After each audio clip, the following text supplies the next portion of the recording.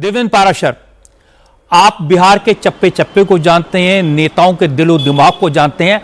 आपसे एक overall assessment मैं चाहता हूं, क्या असेसमेंट है एनडीए के नेताओं का बिहार के चुनाव को लेकर पहले फेज की वोटिंग के बाद? और पहले वोटिंग की रजा जी एक बात कर लें तो 1951 के बाद पहली बार ऐसा हुआ है कि ये रिकॉर्ड तोड़ मतदान हुआ है परसेंटेज के टर्म में। और 1998 का जो लोकसभा का इलेक्शन था उस समय 64.66% मतदान हुआ था। दूसरी तरफ विधानसभा के हिसाब से बात करें तो 2000 का जो विधानसभा का चुनाव था उसमें 62.57% वोटिंग हुई थी। इस बार 64.66% वोटिंग हुआ है। और जाहिर तौर पे एनडीए के लिए से अगर बात करें तो वो लोग इसको बहुत अपने पक्ष में मान रहे हैं। अब आ गई नंबर्स के हिसाब से अगर बात करें तो आखिर 121 सीटों पे जो 18 जिलों पे चुनाव हुए हैं, वहाँ के 121 सीटों पे उसमें बीजेपी जेडीयू अपने आप को कहाँ देख रही है। तो रजा जी, इसमें आपको एक दिलचस्प जानकारी दूँ कि बीजेपी और जेडीयू के नेता ये मान रहे हैं कि महिलाएं फेयरवेल वोट के तौर पे नीतीश कुमार के पक्ष में, नीतीश कुमार को फिर से मुख्यमंत्री बनाने के लिए बहुत एक लैंडस्लाइड विक्ट्री के तौर पे वोटिंग कर रही है। नंबर्स के हिसाब से अगर बात कर लें तो बीजेपी का अपना आकलन है कि जिन 48 सीटों पे वो चुनाव लड़ी उसमें से 38 से 40 सीट वो जीत रही है। दूसरी तरफ जेडीयू की बात करें तो जेडीयू ने जिन 57 सीटों पे चुनाव लड़ा है उसमें बहुत कंजर्वेटिव फिगर अगर हो तो भी वो मान के चल रहे हैं कि 40 सीट्स उनके पक्ष में है।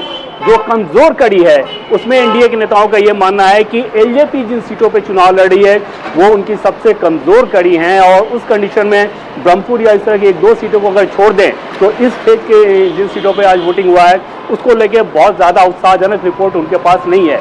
लेकिन बीजेपी और जेडीयू का अपना जो कोटा है उसके हिसाब से एनडीए के नेता बहुत कंजर्वेटिव कंडीशन में भी इस 121 सीटों में से 68 का आंकड़ा मिनिमम मान रहे हैं। और अगर अच्छा रहा, थोड़ा ऑप्टिमिस्टिक रहे तो 80-82 के पास भी जा सकता है। और उस वैसे भी एलजेपी को जो सीटें मिली थी देवेंद्र, वो थोड़ी मुश्किल सीटें थी, तो जाहिर है आपका अंदाजा बिल्कुल सही है। जो बीजेपी और जेडीयू है इसका दावा ज्यादा सीटों पर हो सकता है। नीतीश चंद्र, आपसे असेसमेंट चाहिए महागठबंधन का। अब मैं रोज देखता हूं महागठबंधन के नेताओं से बात करते हैं, पर्सनली, फॉर्मली, इनफॉर्मली। क्या अंदाजा है उन लोगों का आज जो सीटों पर पोलिंग हुई है उनको लेकर? जी हाँ, महागठबंधन के कई नेताओं से मेरी बात हुई। अभी अलग अलग जिलों से वो कह रहे हैं कि फीडबैक हम ले रहे हैं, लेकिन कुछ नेताओं से मेरी बात हुई, उनका ये कहना है कि पिछली बार जो उनका प्रदर्शन रहा था उसके थोड़े कम के आसपास वो रहेंगे। तो यहाँ ध्यान देने वाली बात यह है कि पिछली बार जो कामयाबी मिली थी महागठबंधन को, खासतौर से आरजेडी को, वो उसमें से ज़्यादा सीटें पहले चरण में थी। पिछली बार 75 सीटें आरजेडी जीती थी, जिसमें से 42 सीटें पहले चरण में जीती हुई थी। ऐसी स्थिति में यदि सत्ता तक आरजेडी को पहुंचना था तो उनके लिए जरूरी था कि पहले चरण में वो लीड लेते। लेकिन पहले चरण में जिस तरह की खबरें आ रही हैं उसमें यह साफ तौर पर दिख रहा है कि एनडीए को यहाँ बढ़त मिलती दिख रही है।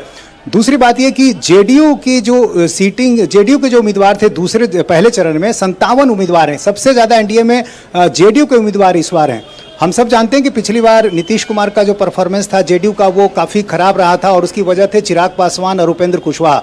चिराग पासवान की वजह से 34 सीटों पर और उपेंद्र कुशवाहा की वजह से 10 सीटों पर नुकसान हुआ था। इस बार दोनों इनके साथ हैं। इसके अलावा कई नई चीज़ें जुड़ी हैं, जो तमाम सोशल वेलफेयर की स्कीम्स हैं, महिलाओं का जो झुकाव रहा है। तो इसकी वजह से नीतीश कुमार के लिए, जेडीयू के लिए इससे नीचे जाने की कोई वजह नहीं है, इससे ऊपर जाने की गुंजाइश है। और इस तरह की खबरें भी आ रही हैं कि जेडीयू का स्ट्राइक रेट इस बार काफ़ी अच्छा देखने को मिलेगा। अब इसको रीजन वाइज यदि आप देखें तो शाहाबाद में पिछली बार प्रदर्शन बहुत अच्छा नहीं था बीजेपी का। आरा में सिर्फ 2 सीटें मिली थी 7 में से, बक्सर में तो 0 था। तो इस बार यहां भी एनडीए बेहतर कर रही है। तो इस नजरिए से आप देखें तो एनडीए जो है महागठबंधन के मुकाबले पहले चरण में आगे है। और अलग अलग जिलों से नीतीश, आप लगभग वही बात कह रहे हैं जो देवेंद्र पाराशर ने बताई। अगर आप दोनों की बात का असेसमेंट लें तो इस बात को की तस्दीक होती है कि जेडीयू और बीजेपी, एनडीए इन इलाकों में आज जहां पोलिंग हुई है काफी आ गया और उनमें ये उत्साह दिखाई भी दे रहा है। और महिलाओं की जो प्राची ने बात बताई, युवाओं की जो बात बताई, मैं आप सब लोग के नाम तो नहीं लूंगा, समय कम है, लेकिन आप सबने जो असेसमेंट दिया है उससे एक अंदाजा जरूर लग रहा है कि आज जिन 120 सीटों पर पोलिंग हुई उन सीटों पर किस तरफ हवा है, क्या रुख है वोटर्स का। बहुत बहुत शुक्रिया आपका। ग्राउंड पर मौजूद हमारे रिपोर्टर्स ने पोलिंग के बाद जो कुछ बताया उससे कुछ बातें तो क्लियर हो जाती हैं। एक तो यह कि महिला वोटर्स ने भारी तादाद में वोट डाला। मोटे तौर पर महिलाओं का सपोर्ट मोदी और नीतीश के साथ नजर आया। यादव और मुसलमान वोटर आरजेडी के साथ हैं और वो इस बात को छुपाते भी नहीं। पिछड़े समाज के लोग 2 वक्त के राशन से, सरकारी योजनाओं से खुश नजर आए, वो मोदी के साथ हैं। पहले फेज की वोटिंग के बाद रिपोर्टर्स का इंप्रेशन है कि सवर्ण जातियां हिंदुत्व के कारण एनडीए को वोट कर रही हैं। चुनाव में नीतीश कुमार से कहीं कोई नाराजगी नजर नहीं आई। जहां तक प्रशांत किशोर का सवाल है, उनका नाम सब जानते हैं, उनका प्रोग्राम भी लोगों को मालूम है, पर कितने लोग उन्हें वोट देंगे इसके बारे में डेफिनेट तौर पर कोई कुछ नहीं कह सकता।